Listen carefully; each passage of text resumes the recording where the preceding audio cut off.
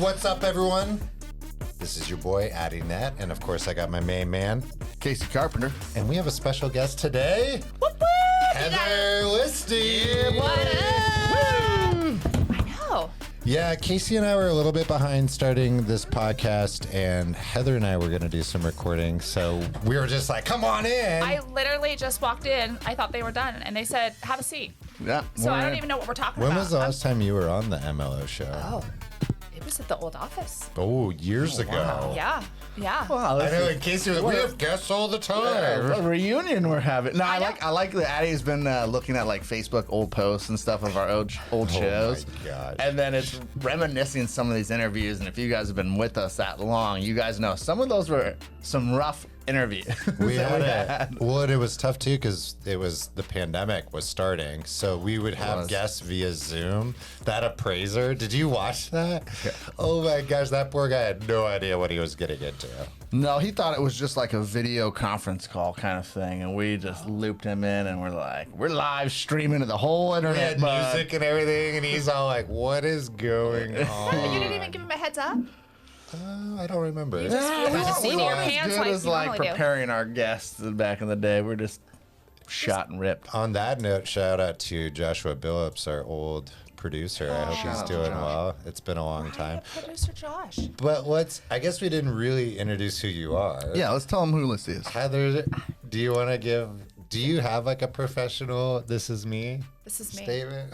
No. What do you want to know? I am, most importantly, I'm a mom and a wife.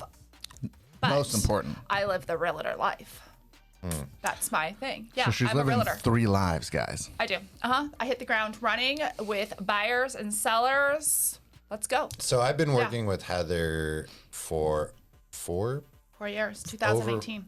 over 4 years. Yeah. So we've done a lot of relocation transactions together, and Heather's amazing at her job. Also, you're a local, born and raised. I am a local. All Yes. 3 of us. Yes. We are. Wow, Yeah. that's pretty rare. Yeah. I'm a West Side girl, loud and proud. Yep. Yep.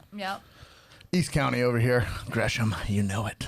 Well, to jump into, you know what I missed? I didn't do our signature MLO. Well, you're watching or listening Oh, too? wait. I want to do it. You Yeah. are on. No, wait, we got to do it together. You do I need are to do it either too? watching or listening to MLO. Nice. I'm glad we got that. It's nice to have. I wanted to be a part. Yeah, That we was got awesome. That Heather was in awesome. here. Yeah. So this is going to be a shorty but a goodie, and I like that. waiting for your laugh there. I just like to jump on this, even any of our listeners. I think Redfin has a really good real estate blog. I often cruise through that and look for title ideas all the time. I don't think much people would know that there's actual blog on there. You're not just going on there, guys, to just like search properties. Like there's other stuff you can look at. Yeah, they do. They also do an annual report that's pretty solid. There you go. They have some good nuggets. Some good nuggets, food for thought, keeping a finger on the pulse, all those things. So I had a couple of notes from scrolling through that, and I just wanted to do a quick open forum. Maybe, Yeah. what are your reactions to these statements? So 1 in 10 home sellers are moving because they are being called back to work. That seems like a stretch. It's like 10%. Well, I mean, I've seen like companies are going like, I mean, you just saw Twitter or X now, I guess, X. right? Like Good Elon, save. yeah, X. Elon Musk, I think, like cut like, a majority of their staff down of remote workers. It's like if you're not going to be here physically, then you're not going to be part of the team. Because he was looking at like efficiency and stuff like that on remote working. So I believe it. I bet you Remote employers are work calling changes. back. I do know I'm helping a client that works for Meta. And there we so, for instance, Facebook, if you are new to the company, you have to work in the office for 18 months before you can work remote. So that with a lot of hiring.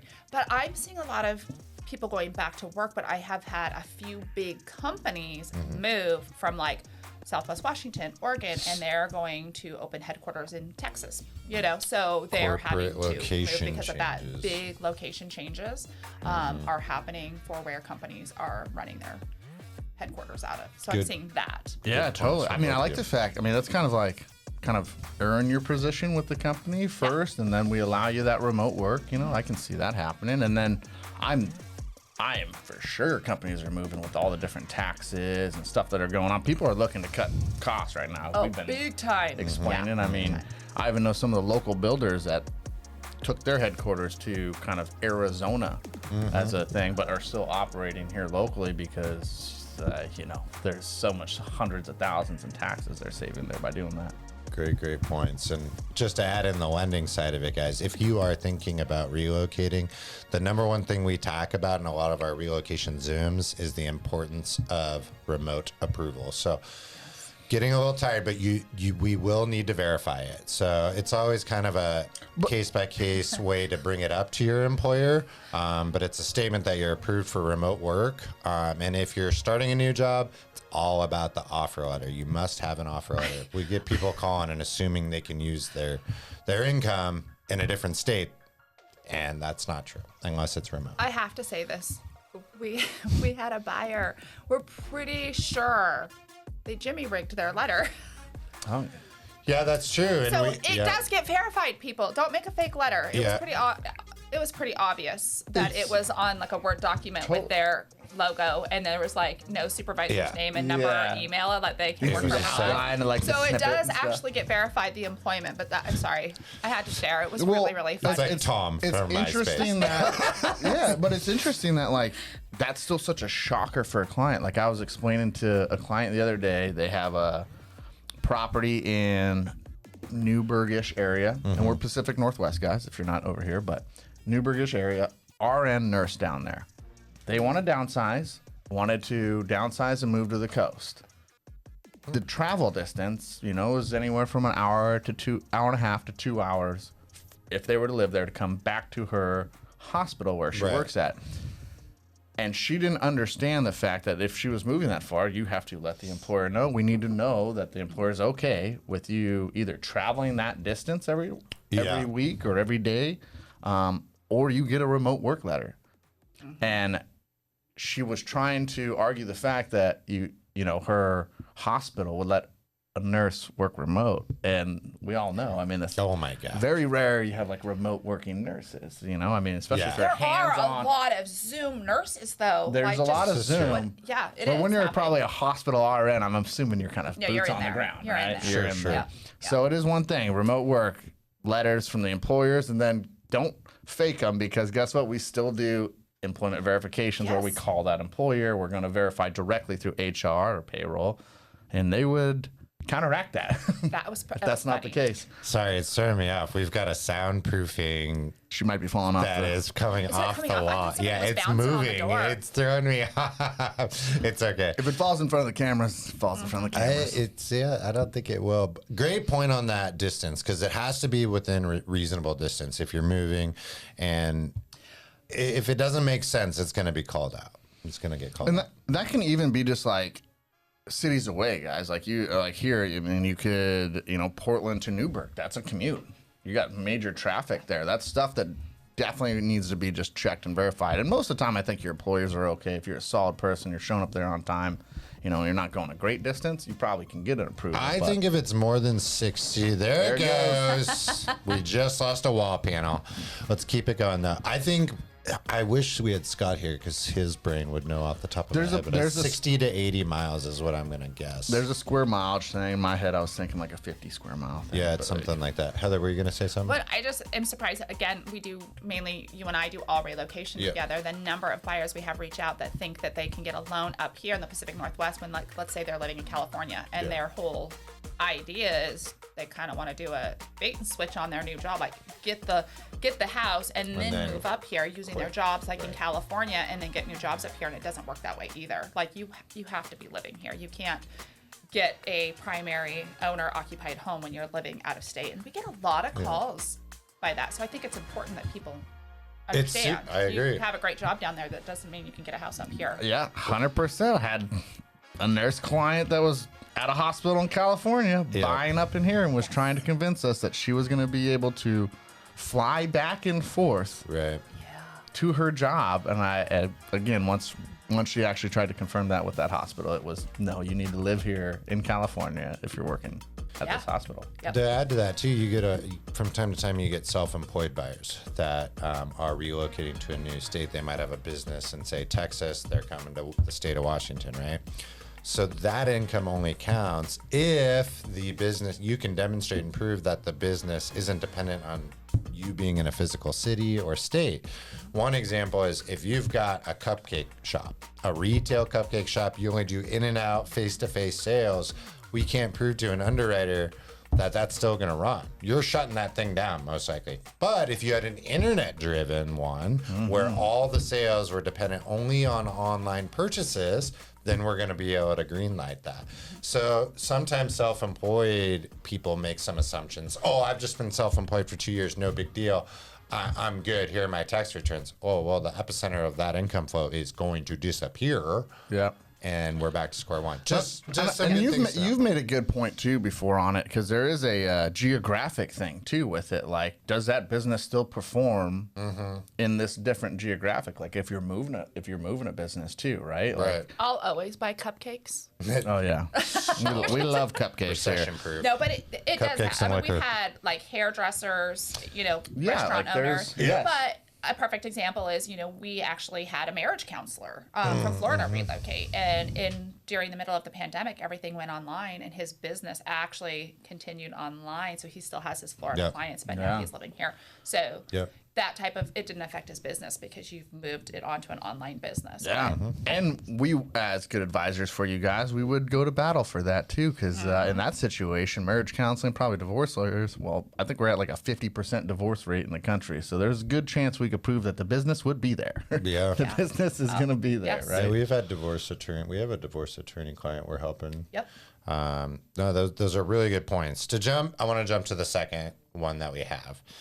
So this was another Redfin blog, and I had to chop it down so it made sense. Real estate investors pull back buying 45% fewer homes than 2022. I mean, I'm seeing a lot of cash buyer investors. However, This is nationally too, by the way. But keep going. I will say for our market, I've seen a little bit of pullback because of just what inventory is on the market isn't necessarily a great investment because there's a lot of deferred maintenance with things that are on the market here right now. So they're spending their penny very wisely when they are investing. Casey, any thoughts? Yep, mortgage application rates are down to the lowest level since January 1995, and so I would assume at that point you're not seeing a lot of people flooding the market. To a great point, we have higher interest rates, and the low inventory doesn't put the most amount of properties out there for an investor that appeals to them for cash flow. I haven't checked what investor like debt service coverage ratio loans looking like, but last year they were touching 7%. So I can only imagine where some of those investor loans are at these days. So cash flow, property is a big factor, I think, that investors are looking at, and they're waiting for a good timing for that. I love that. I want to expand on that because cash flow is the biggest piece. So one thing I always explain to people is when you're buying a primary residence, you're typically getting a lower interest rate than an investment property. So when you're Googling like 30-year rates or mortgage rates today, they're assuming that you're buying your primary home, not a vacation property, not an investment property. So general that I tell people is, hey, if you're transferring from primary to investing, here's what you need to know. An investment property, first and foremost, for it to make sense, most of the time you want to have at least 25% down payment. Now, there are other programs that allow less, but 25% is where you're going to get those advertised, at least manageable fees, manageable interest rate. Secondly, the rate bump is usually about 1% higher. So if we're at 7% on a primary, you sincerely are looking at 8%. Secondly, you're going to pay about 1.5% more in closing costs for an investment property. So they really hit the person with a lot of cash, and rightfully so. I mean, we're also trying to manage a housing crisis, and we don't want everyone swiping it up. But cash flow is big. At those high interest rates, it is very challenging to have a renter paying for at least what you're paying for on the property. And a lot of investors do not like a negative cash flow on their balance. So I'm glad that you brought that up. That's a really good point. And with it though too, on that cash flow, some clients are leaning on that for qualifying too. Like part of that, and like if it's not The rents. it's not cash flowing, that does hurt them in that qualifying, or if it's not cash flowing as much. Yeah. Heather, anything to add to that? No, I agree. Yeah. There was a sub point too, and I was kind of thinking about this when I was writing down the note, was where did all the flippers go? Because remember, like, all the time, how much flipping inventory there was, where someone would buy something and they'd paint it, they'd do a couple of, updates. People but are you're not seeing like it these as much. investors and these flippers and things like that. Like, a lot of them have, cash on hand. They're cash investors, so they, they have this income to be able to go and do that and make more money. But so many people are, I don't want to say handcuffed to their homes, but sellers feel handcuffed because they have these low interest rates right now, 3%, 4%, 2.5%. They're not moving unless they have to. Okay. So right now, again, with what I'm seeing on the market, I mean, there are some good homes, and everybody's market's different right now in the Pacific Northwest. It's not like a hot market in the fall and going into the winter after school starts. It really kind of slows down. So you're not seeing those because the homes that are being sold, just again, they got a lot more work. There's new roofs, new furnaces. There's so much deferred maintenance that these flippers aren't making the money that they were able to, a couple years ago when the interest rates were so low and people could overpay for a home or throw more money at a home. They had more buying power. These interest rates have affected these flippers because buyers can't afford much. They lost that buying power. So it is going to take, a shack. Yep. You got to buy a shack and spend a ton of money to flip it, and then are you going to get your return on investment right now? Well, and Probably Casey not. and I were talking about this on the last episode. So now in this market, we've reintroduced the inspection period being a big negotiation process. Heather and I have been through the ringer on a few of them recently.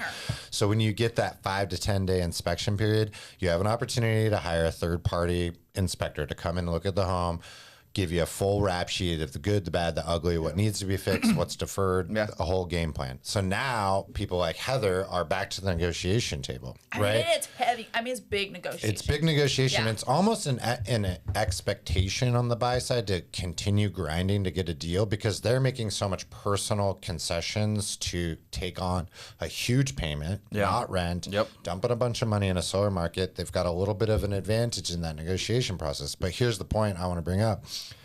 What I've noticed, and I have a house to prove this to bring into Lissy, you see investors are signing us out. They're just waiting to be asked to fix stuff rather than be proactive because I feel like they're just going to get kicked in the nards anyways. So why don't we just see?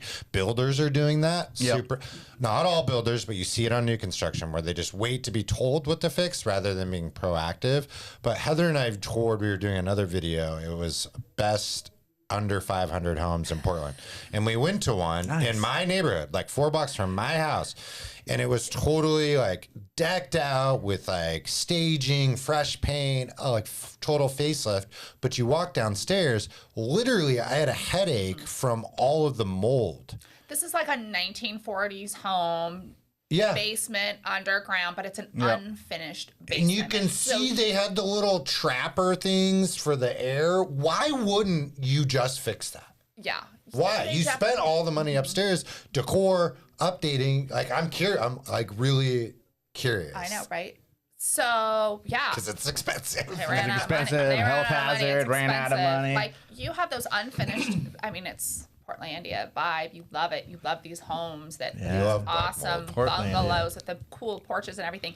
But that downstairs basement where often your laundry room is found, it's not waterproof. You know what I mean? You can make it livable spacing and you can waterproof it and you can, finish it off. But an unfinished basement, you are going to have water intrusion. And that's what was going on there. You had some foundation issues going on from, ground up that had kind of come up. I mean, there was a lot of.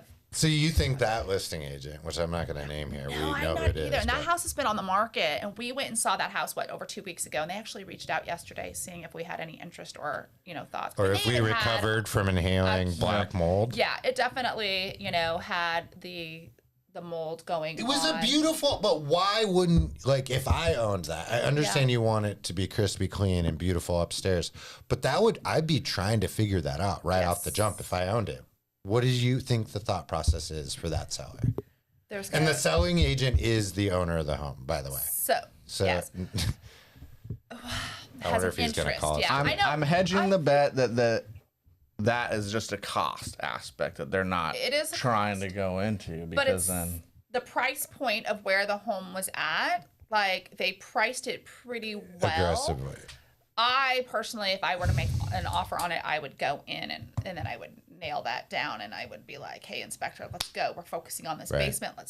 We need this to be mitigated. And I got a feeling that the radon levels are going to be high in that basement as well. So then we're going to have a radon issue down there too. But I would just hit it hard during inspection to make sure it was mitigated. that's where that headache properly. came from. What have you seen with quotes in regards to taking a Portland basement like that and like fixing a mold issue and sealing, assuming there's no foundational cracks? Like, what would a full-on?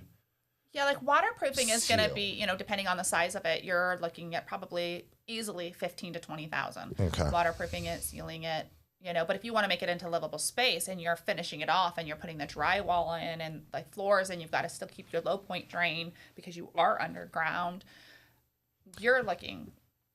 Yeah. Skyrocket. Yeah, You it know goes what up I'm just Goes up quick. realizing, Casey? That so every morning when we get up, we always just have the news going on, Yep. right? Yep, me too. And I always take note of commercials. I don't know why, but I think they're interesting to note like what's being advertised. You know who stopped advertising? Terra Firma and Ramjack. No, they used to be on every commercial break, which is like foundational fixes, Yes. restoration companies. Not advertising at all. Interesting. Well, and There's yeah, less business. There are other foundation companies too that might not be so spendy. True. Yeah, too.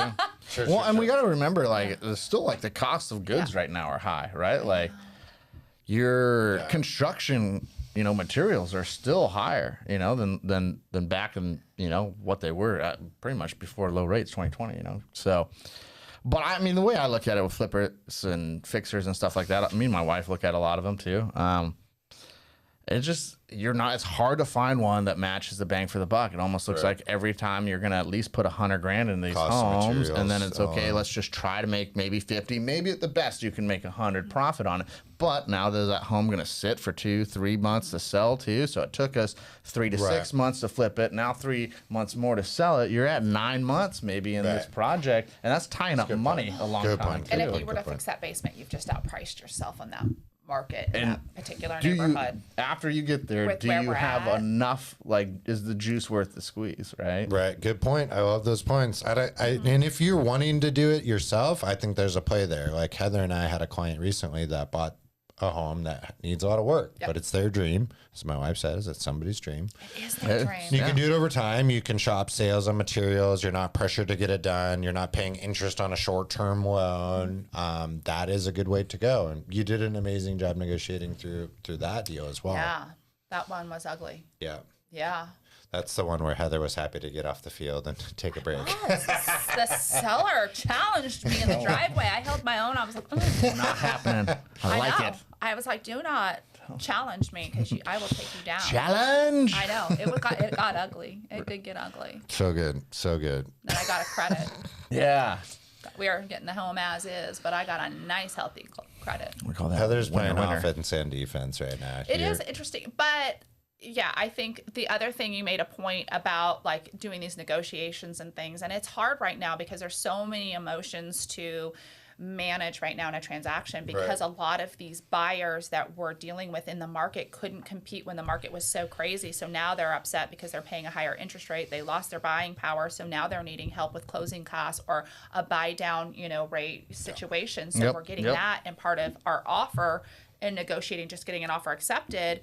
And then the sellers don't want to make the repairs because, hey, we're paying your closing costs, which could be 10, 15, 20,000, depending on, what home you're buying. And so it's hard because then they're like, well, I'm paying your closing costs. I'm already giving you $15,000. I'm not going to fix this. So that's hard as well with the negotiating because now. Yeah, absolutely. We've said this. It goes back to the importance on both sides, selling and buying, of choosing a good agent, someone that knows how to navigate through these processes, because it's not a conveyor belt environment anymore where it just goes on and eventually gets boxed up and it's done. It's very, very volatile, and there's a lot of milestones in negotiating And I through think every it's day. important to mention, not names, But have a conversation with the realtor that you're choosing to use with before making offers. When you're able to just call a random agent and they're there in 30 minutes and you've never talked to them, they don't know anything about you, they don't know if you're pre-approved, it's just a dial and you just get somebody that shows up at the property, you might not want them representing you. I'm just saying. I think it's a good point. And I mean, even discount selling agents is like, that's out there where, sell your home for 1% discount and this and stuff. You know, coincidentally, we're talking about the company that we got these blog articles from. That being said, I didn't say it. I'll say it, but understand it's cute and it's not a personal attack. I love people, but here's the thing. You get what you pay for. And if you're paying less for a service, you're going to get less service on one of the most important negotiations in your financial timeline. Do they have the best interest? Do they want the paycheck? Are they going to try? I've had experience with some of these brokerage firms that it is just a call, oh, hey, show me the house. And they really don't want to have the buyer's best interest. They just want the sale. Where I will probably talk somebody out of a house before I will into a house because I'm like showing them everything. I'm looking at the big picture. We're talking about what their future is. So and we get that on the lending side too with refinancing. Yes. Like I had a client reach out, a good client of mine, and he needed access to his equity to pay off some debt. I will spare you the story. The really only option at the time when we first started chatting was to do a full-on cash-out refinance and move his 30-year fix from a 3% to 7.5%. Yikes! Not great. We had multiple conversations, like trying to find an alternative. We went on for weeks, and I kept telling him, like, hey, I wouldn't do this. Let's keep exploring. This is me saying, don't do this. This is me not making money. This is me not making money. This is you being a good human because you're watching out for the best interests of your client. We found an alternative solution and hit it out of the park. I made $0 on it, but that's the right move. You want to find people that, what Heather's saying, I'm going to talk you out of a house more than into one. I'm going to talk you out of refinancing more than into refinancing. When you get into those conversations, especially on the lending side, where they're not really, you can tell. You can tell it's the car salesman. Yep. Sign here. Yeah, I mean, and the thing is, I mean, we're in a market too. Let's be honest, the volume's not up. Like, people are hurting for money. There is dogs out there that are just in it for the commissions. Like, you have to understand, like, their best interest isn't for you. It's to put a paycheck in their pocket so they can pay the bills and move on and keep finding the next one. So, like me and Addie have preached. I mean, we did a rant last week about, national builders, local builders, and their best interests for the clients. Like, that person's best interest in you goes a long way. So having the right advisor on your side is going to make or break a deal for you. It'll set you up for success with the right person, and it could fail you with the wrong person or just cost you a lot of money. Absolutely. Well, I will also just say using a local person is also very important. Yeah, you know the market, you live here, As a mortgage advisor, I just find that you guys being local and working with your people here rather than just a 1-800 number that you get, you're going to find better service and people that have your best interest. So. It's a good point, and I could go off for another 30 minutes about it, but I wanted to keep this a shorty but a goodie, so I'm glad we went through this stuff. So just to recap, we did people relocating or selling for work. That's a chunk of the sales right now. Then we chatted about a reduction in investment transactions, why we're not seeing flippers, why it's challenging. A lot of really good points today that I'm glad we went through. Any other chime-ins before we sign off? Dude, shorty but goodie, we still ran her 30 minutes. Yeah, we did really good. All right, everyone. So once again, thanks so much. And if you ever need any assistance when it comes to buying, selling, refinancing, debt consolidation, we're all here for you. Our contact information is in the show notes, so make sure to check that out. You're never bothering us. Hit us up, shoot us an email, a comment, a share, whatever it might be. We absolutely love it when you contact us. So until next time, everyone, we will... Check you later. So nice.